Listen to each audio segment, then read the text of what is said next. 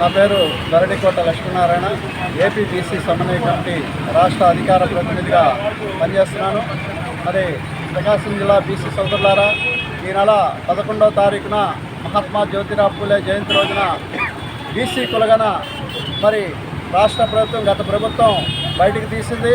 మరి బీసీలు 52% ప్రభుత్వ లెక్కలు కలెక్టర్ల ద్వారాగా సచివాలయ సిబ్బంది ద్వారాగా తీయటం జరిగింది.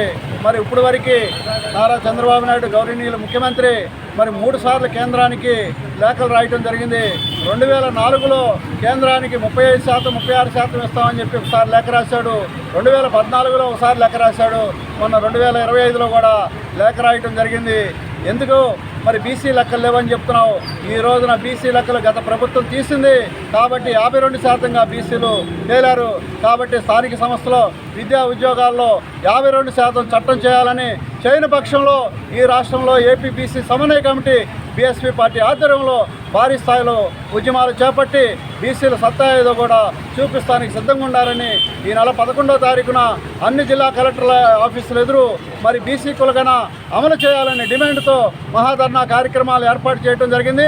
ప్రకాశం జిల్లాలో ఉన్నటువంటి పార్టీలకు అతీతంగా ఏ పార్టీలో ఉన్నా కూడా బీసీల భవిష్యత్తు ఇది.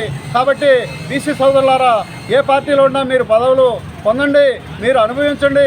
కానీ బీసీ పిల్లలకు జరుగుతున్న అన్యాయం, బీసీ జాతులకు జరుగుతున్న అన్యాయాన్ని ఖండించి రేపు 11వ తారీఖున బీసీ కులగన ఉద్యమంలో పాల్గొని మరి జయప్రదం చేయవలసిందిగా వివిధ ప్రజా సంఘాల నుంచి కూడా కోరుతూ మరి రేపు 11వ తారీఖున అందరూ కూడా ఉదయం 10 గంటల ప్రకాశం జిల్లా కలెక్టరేట్ కాడికి రావాల్సిందిగా కోరుతున్నాం.